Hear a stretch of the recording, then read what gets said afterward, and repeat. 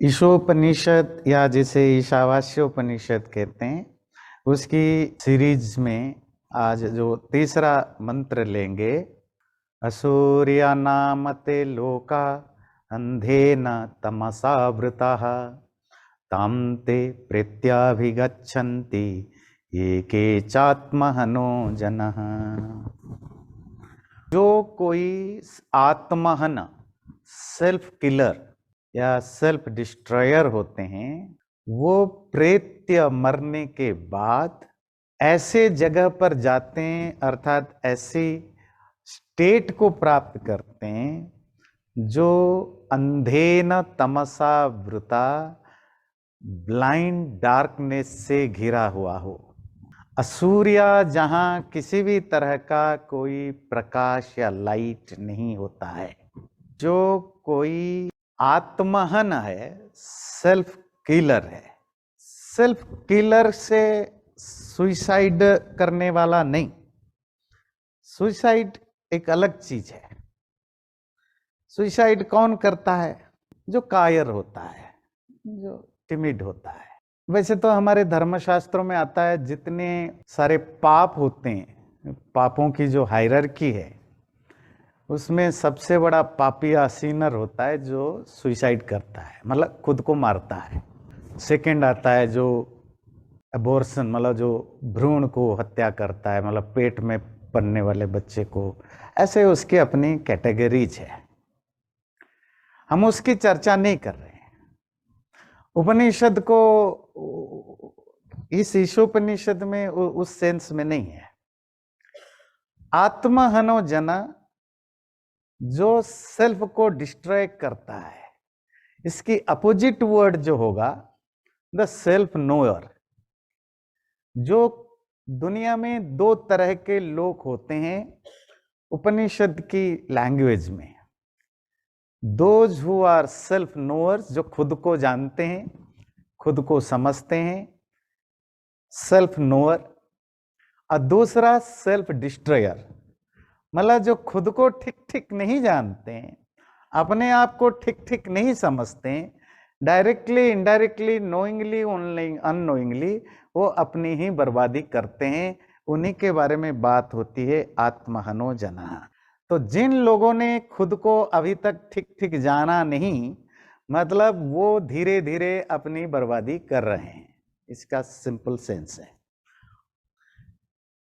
अब human being बड़ा interesting animal है ना। मतलब एनिमल तो है ना, हम प्राणी, और आप मत मानिए, हम तो है ही। हम दूसरों के बारे में जितना जानते हैं, खुद के बारे में उसके कंपैरिजन अगर परसेंटेज निकाले, में भी लेस देन, मतलब 10% भी कम जानते हैं। आप किसी भी डिस्कशन में आप बैठो, मीटिंग में, पार्टी में, गॉसिप में, आपको पता चलेगा हमें कितना ज्ञान है दूसरों के बारे में, इंक्लूडिंग हमारी पड़ोसी, हमारे रिलेटिव, शत्रु, सबके बारे में, पॉलिटिक्स, देश, दुनिया, लैंग्वेज, सबके बारे में। पर जब हम अपने बारे में बात करते हैं, फिर हम विक्टिम बन जाते हैं। किस्मत खराब है, बीमार हो क्यों, किस्मत खराब है, ये क्यों है, किस्मत खराब है। ये किस्मत खराब का मतलब क्या होता है? मेरे साथ ये क्यों हो रहा है मुझे पता नहीं है, तो मैं किसी ना किसी को ब्लेम कर देता हूं। मेरे साथ क्यों हो रहा है क्यों नहीं पता, क्योंकि मुझे पता ही नहीं कि मेरी क्या नेचर है, मैं क्या हूं, मेरी बॉडी क्या है, माइंड क्या है, इंटेलेक्ट क्या है, उनकी डिजायर्स क्या, इच्छाएं क्या है, उनकी नीड्स क्या हैं, मेरी बनावट क्या है, मैं मरने से पहले मैं कैसे मरता हूं, या कोई भी कैसे मरता है, मैं ऐसा क्यों हूं। बहुत कम लोगों को, रेयरली इसका कोई समझ होता है ना ज्ञान होता है। ऐसा नहीं कि ये क्वेश्चन उठते नहीं है। जब भी हम बच्चे होते हैं, बचपन में होते हैं, सब लोगों में, मोस्ट ऑफ नहीं, आप 100% कहेंगे, कहीं ना कहीं ये विचार तो आता है कि मैं क्यों ऐसा हूं, मुझे ऐसे माँ बाप क्यों मिले हैं, ऐसा घर क्या है, लोग कहाँ जाते हैं, कहाँ से आते हैं, दुनिया क्या है। इस तरह के बहुत सारे क्वेश्चंस हमारे मन में आते हैं। That is called self curiosity, आत्म जिज्ञासा, खुद को जानने की इच्छा हर बच्चे के अंदर होता है। पर पता नहीं क्यों आयरनी है, हम जैसे जैसे बड़े होते जाते हैं, हमारी फैमिली, हमारी सोसाइटी, हमारी एजुकेशन सिस्टम, हमारी ओवरऑल जो इकोसिस्टम हमें हमारे साइकोलॉजिकली ऐसे बना ही देते हैं। अब जैसे बड़े होते जाते हैं, ये क्वेश्चंस अपने अंदर उठना ही बंद हो जाता है। हाँ, कभी कभी ये उठता है, कब? जब हम फ्यूनरल होम में होते हैं, अपने नहीं, दूसरों के। अच्छा, ये क्यों मर गया? अच्छा, मुझे भी मरना पड़ेगा, ऐसा ऐसा क्यों होता है? तो क्वेश्चंस आते हैं। जो थोड़े ज्यादा अंदर से समझदार हैं, उनका ये क्वेश्चन, क्यूरियोसिटी थोड़ी लंबे देर तक ठहरता है। लंबे मतलब 2-3 दिन तक, ज्यादा, उससे ज्यादा अगर ठहर जाए तो फिर तो बड़े फिलोसोफर बन जाएगा। फिर हम चाय फाय पी करके, नाश्ता करके, हाथ जोड़ के फिर अपने काम में लग जाते हैं। डन। आंसर तो कुछ मिलता नहीं है ना, पूछने की भी जरूरत नहीं होती है। इसको संस्कृत में बोलते हैं, बड़े इंटरेस्ट, श्मशान वैराग्य। वैराग्य मतलब डिस्पैशन, डिटैचमेंट, दुनिया से डिटैच्ड हो जाते हैं। कब? जब हम श्मशान में होते हैं, मतलब जो क्रिमिटोरियम में होते हैं, या क्रिमेशन ग्राउंड में होते हैं, या फ्यूनरल होम में। लगता है जीवन में कुछ रखा ही नहीं है, ये मुझे भी ये इससे गुजरना पड़ेगा। तो थोड़ी देर के लिए लगता है सब बेकार है, लाइफ में कोई कुछ नहीं रखा है। It's a truth, it's a reality. आपने कम से कम क्रिमेशन ग्राउंड में इतना तो पता कर लिया, इतनी नॉलेज तो हुआ सेल्फ के बारे में। दिस सेल्फ जिसको मैं कहता हूं, वो लंबा टिकने वाला चीज नहीं होता है। मतलब प्रॉब्लम है कि वो इतनी थोड़े टाइम के लिए आता है, किसी किसी के लिए तो आधे घंटे के लिए भी आता है, किसी के लिए 2-3 दिन लंबा खींचता है, जो जरा इमोशनल हो, फिर वो हम भूल ही जाते हैं। जिस व्यक्ति को अपने बारे में जितनी कम जानकारी हो, वो व्यक्ति इस जीवन में भी और अगले जीवन में भी उतने ही ज्यादा दुखी होता है। दुख की जो इंटेंसिटी है, जो है, उसी को डार्कनेस से बोला। एक्सट्रीम मिजरी हो तो जिसको इन्होंने बोला अंधेन तमसा वृता, अर्थात ब्लाइंड डार्कनेस। अगर मिजरी लिमिटेड हो, कम हो, तो डार्कनेस। तो डार्कनेस का अर्थ, कोई ये मत सोच बैठिए कि कोई ऐसा जगह है जनरली जहां रिलीजियस लोग मानते हैं कोई नरक है, जहां बहुत ज्यादा डार्कनेस है। ऐसा कोई लोकेशन नहीं है, ये एक स्टेट ऑफ लाइफ है। आप जिस लाइफ से, अगर दुख है, मिजरी है, सफरिंग है, वही डार्कनेस है, वही अंधेरा है, वही नर्क है। और अगर जितना ज्यादा उसमें इंटेंसिटी होगी सफरिंग में, नर्क उतना बड़ा है। सुख जितना ज्यादा बढ़ता जाएगा, सुख स्वर्ग है, स्टेट ऑफ लाइफ है। और सुख की इंटेंसिटी जितनी बढ़ती जाएगी, स्वर्ग उतना घना, प्रकाश उतना घना होगा। बात है कि हम सब सुख ढूंढते हैं। अब ये ह्यूमन नेचर नहीं, ये लाइफ का नेचर है। मतलब जिसमें भी लाइफ है वो खुशी ढूंढता है, इंक्लूडिंग जो जानवर होते हैं, वो वाइल्ड एनिमल हो, डोमेस्टिक हो, खुशी तो हर कोई ढूंढता है। पर खुशी या तो हमें मिलता है, ऐसा नहीं कि नहीं मिलता, ये तो गलत होगा, पर बड़ी टेम्पररीली मिलता है। जैसे सपोज मुझे लगता है कि बहुत दिनों से मेरी प्रमोशन नहीं हुआ है, प्रमोशन हो गया, मैं खुश हुआ। पर प्रमोशन कितने देर के लिए हुआ?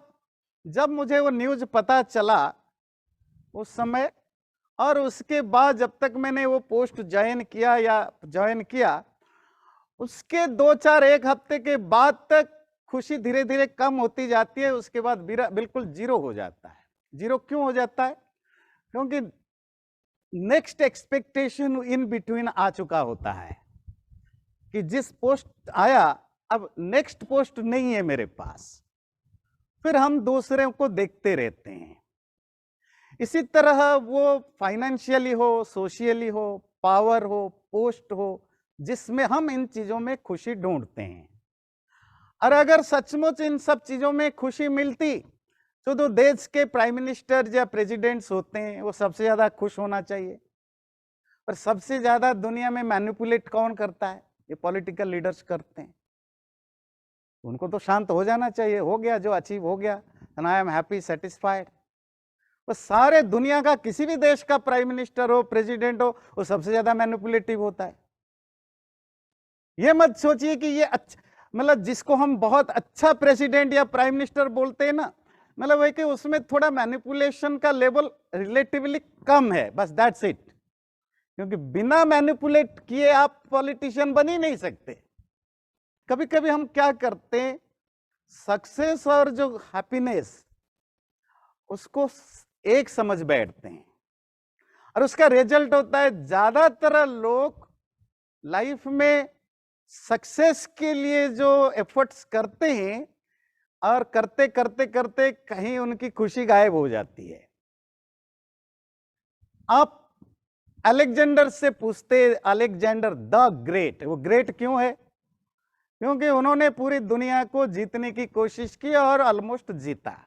या स्टालिन है, नेपोलियन है, जो भी दुनिया को जीतने की इच्छा रखें और करोड़ों को मारा, हराया, जो भी आप जिसके भी नाम जानते हैं, या फाइनेंशियली जो लोग मल्टी मिलियनरी है, मल्टी बिलियनरी हैं, उन सबको जो हमारे लिए इंस्पिरेशन बनते हैं, अगर वो जिंदा होते या आपको मौका मिले उनसे पूछने की, और पब्लिक में या पार्टी में नहीं, अकेले में, प्राइवेट में, क्योंकि पार्टी में पब्लिक में हर कोई खुश दिखता है।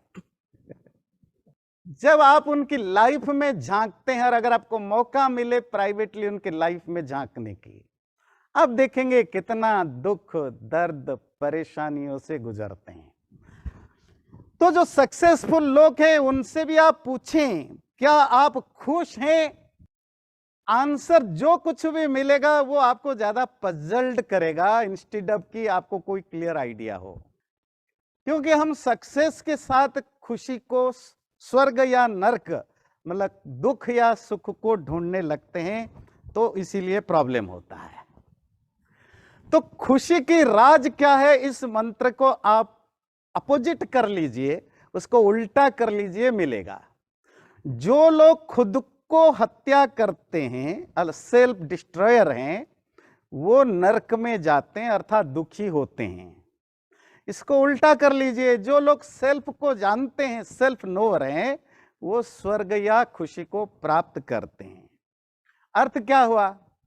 आप लाइफ में कभी भी कोई, आजकल सस्टेनेबिलिटी की जमाना है ना, वो हर चीज में कहते हैं ना, सस्टेनेबल ग्रोथ हो, सस्टेनेबल डेवलपमेंट हो। अब ये सस्टेनेबिलिटी क्या है? मतलब ऐसा ग्रोथ या डेवलपमेंट जो आजकल क्लाइमेट चेंज, ग्लोबल वार्मिंग के सेंस में कहा जाता है, जिसमें आपकी एग्जिस्टेंस और आपकी एग्जिस्टेंस जो इकोसिस्टम है, एनवायरमेंट है, उसके साथ आपकी जो कनेक्शन है उसको समझ के डेवलप करो। इतना ज्यादा मत एक्सप्लॉइट करो इस नेचर को कि तुम्हारे अगले तीसरे चौथे पीढ़ी के लिए कुछ बचे ही नहीं, और जो बचे बड़ा बहुत ही पॉल्यूटेड बचे। That is sustained growth. इसी तरह जिसको सस्टेन्ड सुख की जरूरत है, टेम्पररी नहीं, परमानेंट सुख की जरूरत है, उसके लिए पहली कंडीशन होती है कि ये खुद को जाने। जो खुद को नहीं जाना वो आत्महंता, सेल्फ डिस्ट्रॉयर होता है।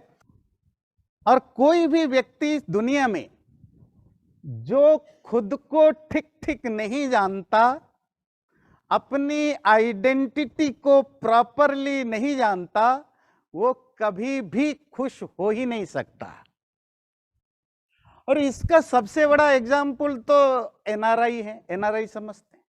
नॉन रेजिडेंट इंडियंस जो हम लोग होते हैं, तो इंडिया में इनको कुछ और तरह से कहते हैं। ये मोस्ट कंफ्यूज्ड पर्सन्स होते हैं दुनिया में। अब क्यों होते हैं? परदेश में रहते हैं। अब हम अमेरिका में रहते हैं, तो हम अमेरिकन बने या इंडियन बने? किस लेवल तक अमेरिकन बने, किस लेवल तक इंडियन बने? हम अमेरिकन झंडा फहराए कि इंडियन झंडा फहराए? कंफ्यूजन। बच्चों को क्या सिखाएं, पक्का अमेरिकन बनाए कि इंडियन बनाए? It's a confusing state. Problem कहां होता है? जब आप अपनी आइडेंटिटी के साथ कंप्रोमाइज करते हो, वो लोग सफर करते हैं। एक व्यक्ति मुझे मिले, 60s के होंगे, बहुत डिप्रेस्ड हैं, फ्रस्ट्रेटेड हैं, बहुत दुखी हैं लाइफ में। कैसे खुद को ना जानना कितना डिस्ट्रक्टिव होता है, सब प्रैक्टिकल एग्जाम्पल है। तो व्यक्ति यहाँ जॉब करने आया, इंडिया में पढ़ लिख करके इंजीनियर था, जो भी था, यहाँ आया। तो यहाँ एक वाइट अमेरिकन से शादी की उसने, दैट्स ओके। और जनरली बहुत सारे जो इंडियन यंग लोग होते हैं, खास करके बहुत सारे ग्रुप होते हैं जिनको अपनी चीज़ों से बड़ा नफरत होता है। ये हिंदू एजुकेटेड इंडियन लोगों का, बहुत सारे लोगों का, सबका नहीं, एक नेचर है कि अपनी चीज़ों को थोड़ा बेकार समझना, हर वो जो वेस्टर्न है वो सब अच्छा है। बहुत बड़ी संख्या है, और यहाँ भी है, इंडिया में भी है, सब जगह है। वो थोड़े उसी मानसिकता से ग्रस्त थे, जो भी हो। तो उन्होंने विवाह किया, 1-1.5 साल तक, 2 साल तक तो ठीक चला, फिर प्रॉब्लम शुरू हुआ, कल्चरल प्रॉब्लम शुरू हुआ।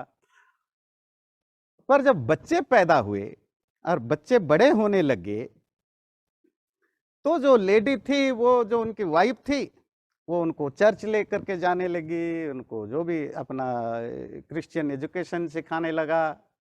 उनको उस समय भी कोई प्रॉब्लम नहीं था, उस व्यक्ति को, इंडियन व्यक्ति को। अब बच्चे बड़े होने लगे तब पापा से उसकी ज्यादा कनेक्शन नहीं रहा, क्योंकि ना कल्चरली पापा अपना लग पाते हैं, क्योंकि बच्चे प्योरली क्रिश्चियनाइज हो चुके हैं। लैंग्वेज वाइज भी नहीं लग पाते हैं, क्योंकि पापा का जो जिस भाषा में वो अपने लोगों से बात करता है, वो बच्चे वो लैंग्वेज नहीं जानते हैं। तो उस व्यक्ति को लगा कि ये बच्चे अब पापा होते हुए भी मेरे से वो कम कनेक्टेड हैं, वो मेरे वाइफ या दूसरों से ज्यादा कनेक्टेड होते हैं। अब उसके अंदर वो भाव जगा कि नहीं, मेरे बच्चे मेरी भाषा भी सीखें, मेरे कल्चर भी सीखें। तो उनको वो अपना मंदिर लेने लग गए। बच्चों के अब इंटरेस्ट नहीं है, बड़े हो चुके हैं। पापा इसीलिए मंदिर लेना नहीं चाहते थे कि बच्चे कुछ अपने कल्चर को सीखे नहीं। अब ये ईगो की इशू थी, जेलेसी की इशू थी। It has nothing to do with self identity. जैसे pure case of jealousy and वो जिसको कहते हैं ईगो। अगर सचमुच होती तो वो बचपन से करते, पर बच्चे अब इतने ज्यादा मेंटली बड़े हो चुके थे कि अब नहीं सुने। पत्नी भी अब मंदिर में नहीं आते हैं। अब ये सब ठीक है। जो कंक्लूजन उन्होंने बताया कि मेरा भी मन करता है कि मैं मंदिर में जाऊं, भजन गाऊं, कीर्तन करूं, पूजा करूं, मेरे बच्चे भी आए। कोई आता नहीं, सुनता नहीं। घर में भी बैठ के बच्चों के साथ वो बाकियों को देखता है मंदिर में, मैं भी करूं। अब प्रॉब्लम कहां है, आप देखिएगा। तुम अगर सचमुच भजन कीर्तन करने में तुम्हारे अंदर वो नेचर है, अपनी धर्म के प्रति प्यार है, अपनी देवता की, अपनी भाषा के प्रति, ये तुम्हें उस दिन आइडेंटिफाई करना था जिस दिन तुम शादी करने जा रहे थे, कि मैं इस नेचर का व्यक्ति हूं। तो क्या मैं जो दूसरे रिलीजन का या दूसरे कल्चर या दूसरे लैंग्वेज की व्यक्ति से विवाह कर रहा हूं, क्या मैं उसके लिए मेंटली, फिजिकली एलिजिबल हूं, फिट हूं कि नहीं हूं? ये मैंने सोचा नहीं। उस व्यक्ति ने अपने आप को, उन्होंने कभी आइडेंटिफाई नहीं किया कि मेरा कैरेक्टर कैसा है, मेरा नेचर कैसा है, मेरी लीनिंग कैसी है, मेरी एटीट्यूड कैसा है, कुछ नहीं आइडेंटिफाई चेक किया। बस दुनिया की जो एक फ्लो होता है, उस फ्लो में वो बह गया। और जब रियलिटी आई, वो अपने आप को अब ढूंढने लगा, तब पता चला कि बहुत देर हो चुकी है। बात यह नहीं है कि आप किससे शादी करें ना करें, नहीं, आपके बच्चों को क्या ट्रेनिंग दे न दे, नहीं। बात है कि आप अगर मेंटली आपकी क्या उस तरह की एटीट्यूड या नेचर है कि नहीं है। अगर नहीं है तो आप दुखी ही होंगे, अगर हैं तो कोई प्रॉब्लम नहीं है। आज का टॉपिक यही है कि हम अपने आप को पहचान नहीं पाते, अपने आप को कभी तलाशने की कोशिश नहीं करते कि मैं कैसा हूं, मेरा लाइफ कैसा है, मेरी सोच क्या है, आउटलुक क्या है, तो मैं किन चीजों में फिट बैठूंगा नहीं बैठूंगा। जब तक मैं अपनी नेचर को ना समझूं, मैं लाइफ में कभी खुशी ढूंढ ही नहीं पाऊंगा। अगर ढूंढूंगा भी बड़ा बड़ा टेम्पररी होगा। ज्यादातर लोग जो हैं, जैसा उनको होना चाहिए वैसा एक्चुअली वो नहीं है। इसका अर्थ होता है हमारे में ज्यादातर लोग जैसा हम बन चुके हैं या बन रहे हैं, एक्चुअली हम वैसा ना है ना वैसा हम बन सकते हैं। तो हम ऐसा क्यों बने हैं?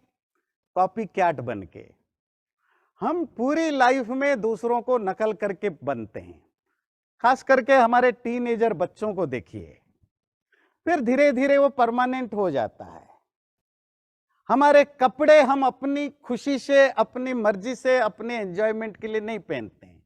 हम society, ecosystem, friends, school, college, cultural, government, इन सब के द्वारा कहीं ना कहीं इन्फ्लुएंस्ड होकर भी हम अपना ड्रेस चूज करते हैं, है ना। हम इसीलिए ड्रेस नहीं पहनते हैं कि आई लाइक इट और I am very much comfortable with it. No, कोई कहे, या तो वो समझता नहीं साइकोलॉजी कैसे काम करती है, कितनी सटल लेवल पर साइकोलॉजी काम करता है, या झूठ बोलते हैं। हमारा खान पान तक भी हम दूसरों के हिसाब से बनाने लग गए हैं। मेरी बॉडी को कैसा खाना जमता है, मेरी बॉडी के लिए वो एक्सेप्टेबल है कि नहीं है, मेरे टेस्ट उस तरह का है कि नहीं है, इसको ना ठीक समझे बुझे जब हम कोई भी खाना सिर्फ किसी ना किसी सबकॉन्शियस अनकॉन्शियस प्रेशर में लेते हैं, तो वो खाना मेरे लिए ना हेल्दी होता है ना अच्छा होता है। फिर हम बीमार पड़ते हैं। इवन आप एक्सरसाइज भी करते हैं, बड़े जो योग करते हैं, एक्सरसाइज या जो भी करते हैं, उसमें भी बड़ा देखना पड़ता है। जो इंस्ट्रक्टर्स होते हैं, वो ट्रेंड इंस्ट्रक्टर वो जरूर बताते हैं, लुक एट योर बॉडी, अपनी बॉडी को सुनो, हियर योर ओन बॉडी। कि सामने वाला 10 दंड लगाता है तो तू भी 10 दंड लगाएगा तो अगले दिन बेहोश पड़ा मिलेगा। तुम्हारी बॉडी 10 दंड बैठक लगाने की अगर परमिशन देता है तो लगाओ। तो हमें जब तक अपने physical, mental, intellectual ability, strength, nature, इन सब को ठीक ठीक ना समझें, हम इस जीवन में भी खुश नहीं हो पाते हैं, अगले जन्म तो दूसरी की बात है। इसी तरह आप देखेंगे जो होड़ है आजकल मटेरियल चीजों को इकट्ठा करने की। आप किसी के घर में जाइए, अब किसी के घर 100% तो नहीं, मैक्सिमम पीपल लोगों के घर में जो सामान हम खरीदते हैं या घर में इकट्ठा करते हैं, उसमें बहुत बड़ा परसेंटेज सामान जो है वो हमारे जरूरत की नहीं है। पर कहीं ना कहीं हम या तो दुकान में जाते हैं, अच्छा लगता है उठा लाते हैं, या किसी दूसरे घर में देखा तो लगा अच्छा उसके घर में तो मेरे घर में क्यों नहीं होना चाहिए, इसलिए उठा लाते हैं। तो कोई ना कोई कारण होता है जिसके कारण आपकी क्लोजेट में, आपके स्टोर रूम के भरता जाता है, आपके पैसे खर्च होते हैं, आपके घर का जगह भरता जाता है, वैसे यूजलेस होते हैं। हमारी लाइफ ऐसी ही चलती है मोस्ट ऑफ लोगों की। हम अपने आप को ना समझने की कोशिश करते ना समझते। मतलब हम जब कहते हैं, ये नहीं कि सारे, जो लोग खुद को ठीक से नहीं समझ पाते, खुद को नहीं जानते, वो लोग लाइफ में मोस्ट ऑफ टाइम दुखी होते हैं। पर सच कहिए, ये मंत्र इस तरह का सेंस देने के लिए नहीं लिखा गया है, ये तो मैंने आपको समझाने के लिए ऐसा इंटरप्रेट किया है। ये मंत्र तो बड़ा स्पिरिचुअल सेंस के लिए है, और उसका सिर्फ भाव यही था कि जो लोग खुद को नहीं जानते, मतलब मैं कौन हूं, मेरी बनावट कैसी है, बनावट समझते हैं। मतलब जब मैं कहता हूं मैं कौन हूं, वो हु आम आही है ना, वो प्राचीन काल से लोग पूछते रहते हैं को हम। गुरु कहता है तुम वो हो तत्वमसी। ये शरीर क्या है, माइंड क्या है, इंटेलेक्ट क्या है, is there actually any soul? ये यूनिवर्स के साथ मेरा क्या कनेक्शन है? क्या कोई ईश्वर है या नहीं है? अगर है तो वो कैसा है? मेरे साथ उसकी क्या रिश्ता है? ये जो क्यूरियोसिटी या जो जिज्ञासा, मैं कौन हूं, जो खुद को समझ गया, जान गया, मेरी लाइफ क्या है, ये डेथ किसको कहते हैं, बर्थ किसको कहते हैं, क्यों कोई मरता है, क्यों कोई पैदा होता है, जब इन चीजों को मैं समझ जाता हूं, एक तो बुक पढ़ के भी समझ सकते हैं, प्रवचन सुन के भी समझ सकते हैं, वो तो सुपरफिशियल होता है। और उसको जब हम रियलाइज करते हैं, जो कि सेकेंड स्टेप ऑफ नॉलेज होता है, वो व्यक्ति फिर जीवन में, ना इस जीवन में ना अगले जीवन में कभी दुख भोगता है। और जो इसको नहीं समझ पाता है, उसके लाइफ में हमेशा प्रॉब्लम तो बनी ही रहती है। और एक इंटरेस्टिंग चीज इसमें ध्यान देने की बात है, हम एक ऐसी सोसाइटी में रहते हैं जो इग्नोरेंट जित है, जो खुद के बारे में ही कुछ ना जानता हो, वो दूसरों को लेक्चर बहुत देते हैं।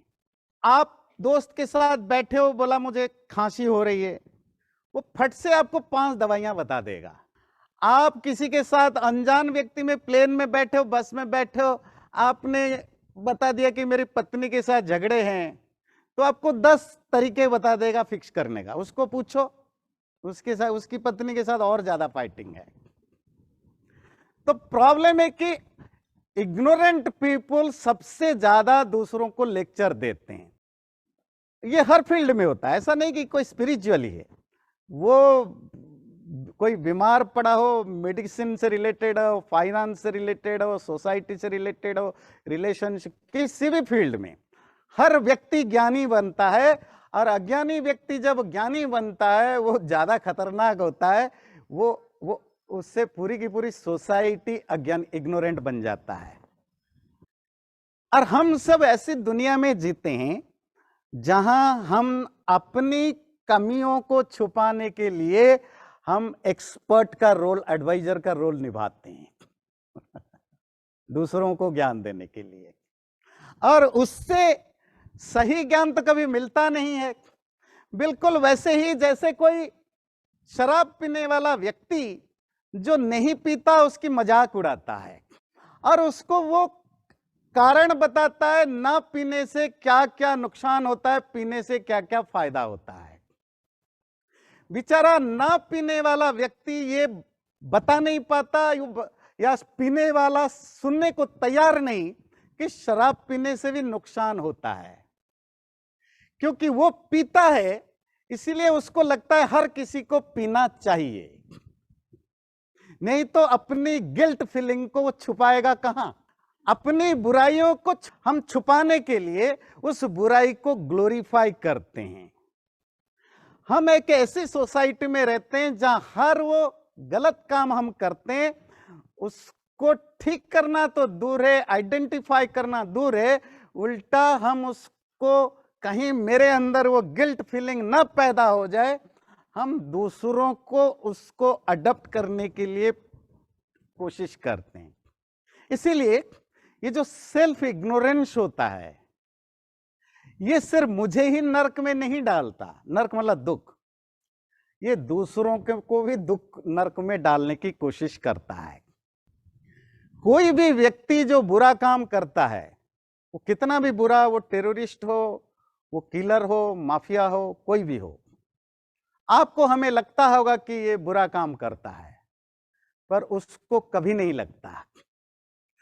कोई भी व्यक्ति जब तक अपने आप से कन्विंस्ड ना हो जो मैं कर रहा हूं सही कर रहा हूं, वो कर ही नहीं सकता। और जो करते हैं वो गिल्ट फीलिंग में जीते हैं और वो दूसरों के प्रेशर से करते हैं। मतलब हम अपने आप को कन्विंस्ड पहले करते हैं। जब मैं झूठ बोलूं या चोरी करूं या बेईमानी करूं या डाका डालूं या माफियागिरी करूं या हत्या करूं या टेररिज्म, टेरर करूं, वो पहले मैं अपने आप को ही कन्विंस्ड करता हूं व्हाई आई एम राइट, मैं क्यों सही हूं। जब मैं कन्विंस्ड हो जाता हूं कि मैं सही हूं, फिर मैं करता हूं। इसीलिए आप किसी भी चोर को, टेररिस्ट को, माफिया को कभी समझा नहीं सकते। वो कन्विंस्ड है, वो आपको समझा देगा।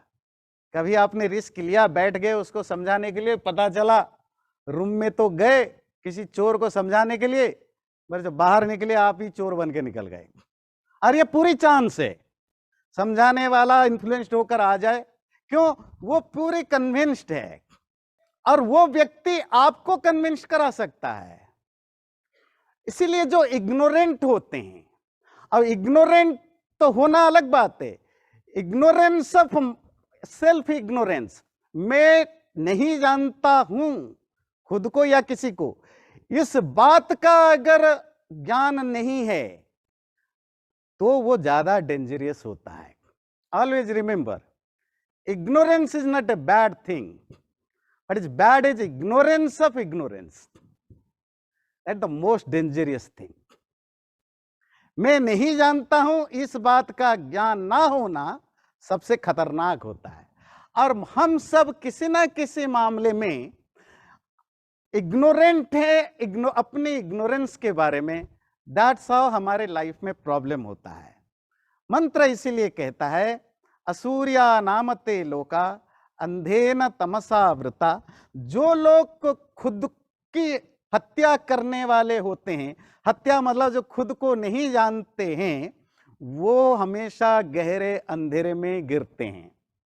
केनोपनिषद का ये श्लोक के साथ कंक्लूड करेंगे।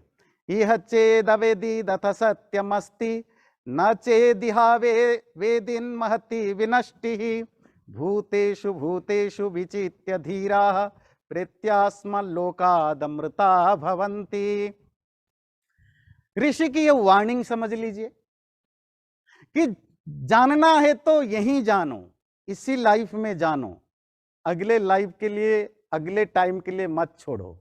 अगर अभी समझ गए, इसी लाइफ में समझ गए तो बेटर है।